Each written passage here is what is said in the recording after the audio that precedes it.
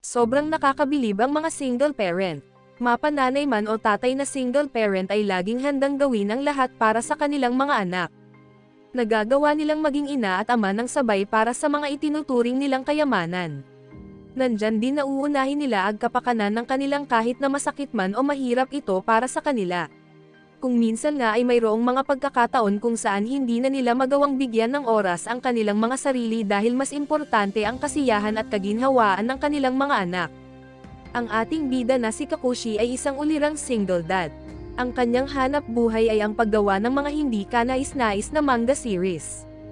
At nang ipinanganak ang kanyang anak na si Haim, ipinangako ni Kakushi sa kanyang sarili na gagawin niya ang lahat para sa anak.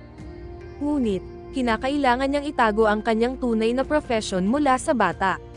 Ayaw kasi ni Kakushi na mag-isip ng hindi maganda ang kanyang anak tungkol sa kanya. Ngunit ginawa niya pa din ang lahat para mabuhay ang kanyang anak kasabay ng pag-iingat sa kanyang lihim mula dito. Pero gaya na lamang ng kasabihan na walang lihim ang hindi nabubunyag, ay sa paglaki ni Haim malalaman niya ang katotohanan sa likod ng pagkatao ng kanyang ama. At kung paano niya nagagawang ma-enjoy ang kanyang buhay. Inis na inis ngayon si Kakushi sa kanyang bagong empleyado. Kung kaya pinagsabihan ito ng kanyang assistant tungkol sa lihim na itinatago ng ating bida. Ayaw niya kasing malaman ng kanyang anak na isa siyang manga artist na puro kabastusan. Habang nagtatrabaho ay nakatanggap ng tawag ang ating bida tungkol sa panibagong editor. Lumipas ang mga oras at iniisip niya bakit wala pa ang editor, nasabi naman ng kanyang bagong empleyado na baka doon sa bahay nila ito nagpunta. Kung agad siyang nagmadali, nagpalit ng suit at umuwi sa bahay nila. At halos sumabog ang kanyang ulo nang makita ang editor doon sa bahay nila kausap si Haim.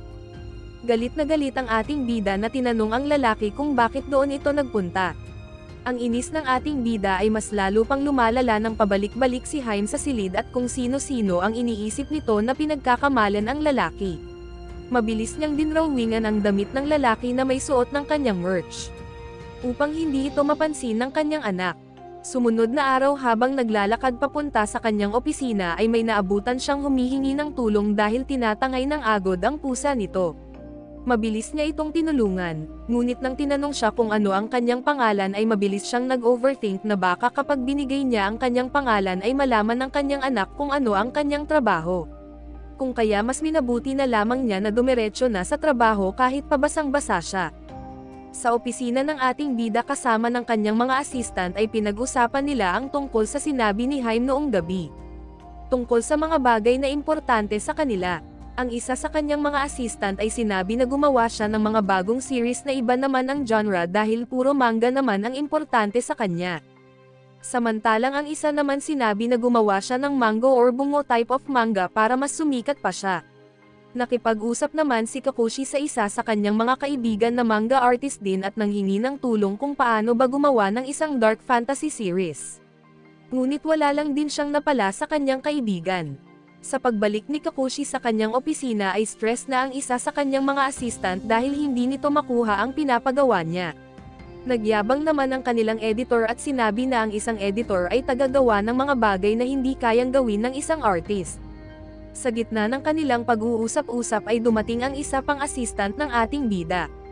Dami niyang assistant no, sikat na creator kasi siya ng mga immoral na genre. Sa kabilang banda naman si Haim ay kausap ang kanyang mga classmate. Pinagpaplanuhan nila ang mala-detective na trip nila ngayon. Tinawag pa nga nila ang kanilang grupo na Meguro River Detective Agency.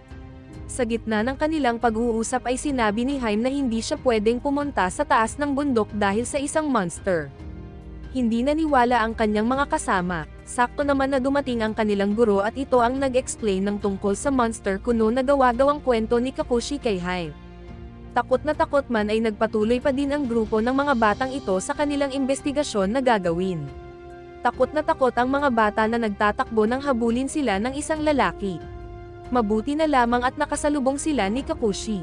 Nagpatuloy ang mga bata sa destinasyon nilang bookstore na nakakatakot. At mas nakaramdam ng takot ang mga batang ito. Ngayong araw ay sabay na kumain ang mag-ama. Napag-usapan nila ang tungkol sa beach field trip na magaganap in 2 days. Nawala ito sa isip ni Kakushi at nagulat siya nang sabihin ng anak ang mga activity na gusto nitong gawin sa beach. Dahil dito isinama na niya ang kanyang buong team at pumunta sa beach kung saan magaganap ang field trip ng mga bata. Sa kanilang pagbiyahe ay napag-usapan nila ang dahilan kung bakit biglang nagyaya ang ating bida mag-beach.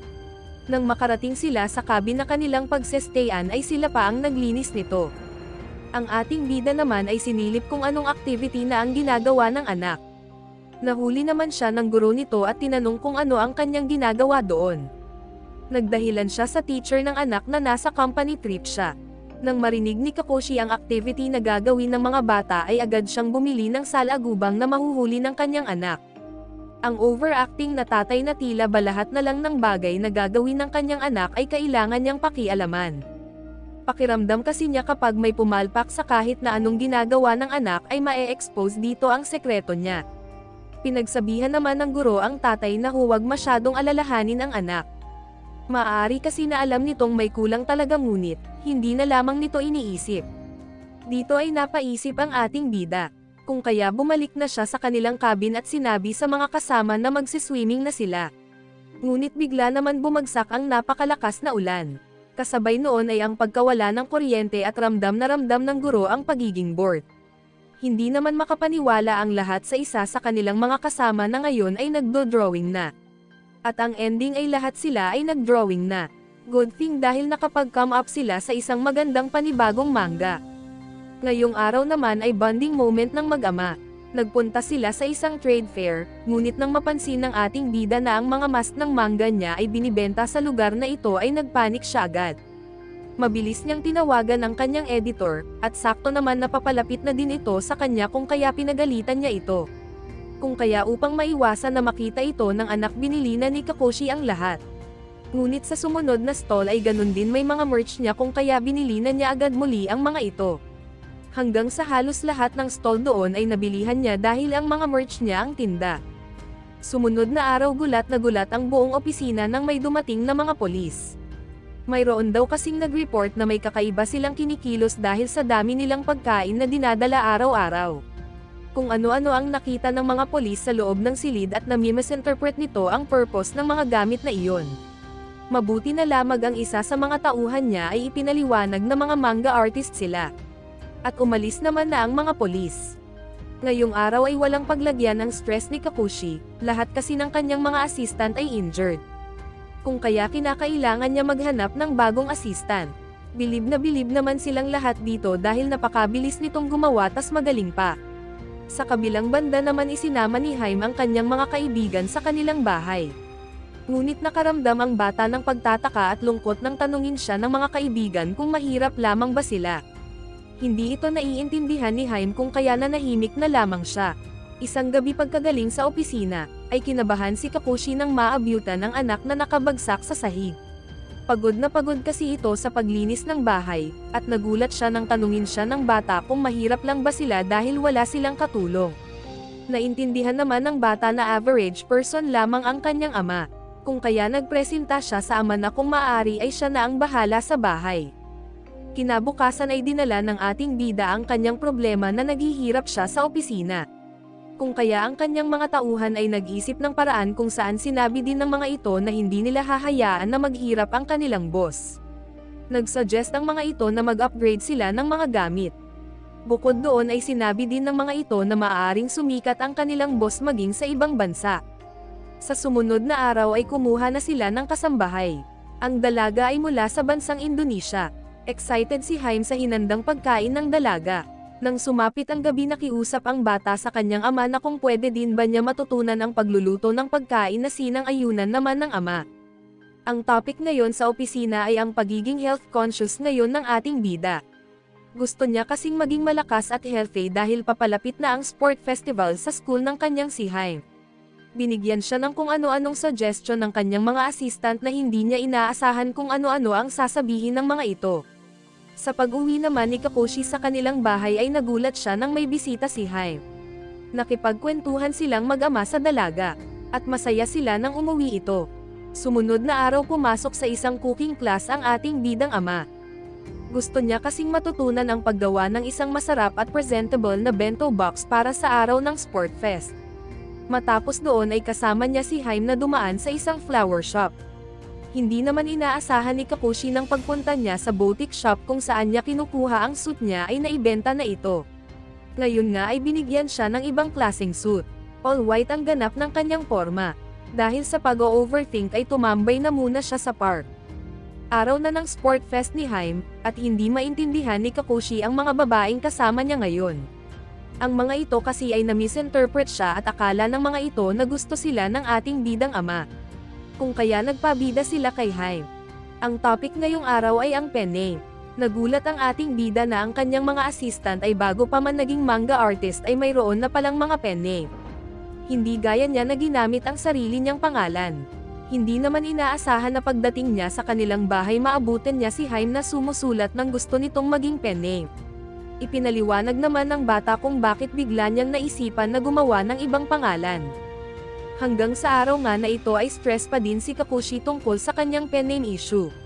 Kung kaya ang bida-bidang editor ay nagpresenta na gagawan siya ng pen name. Kung kaya ngayon ang editor na niya ang na-stress sa pagpapalit niya ng pen name. Kung kaya nang pumunta ito sa bahay ng ating bida ay nag-alala ito. Nagulat ang editor sa inabutan niya sa bahay ng kanyang boss. Ngayong gabi nga ay masayang nagkwentuhan ang mag-ama.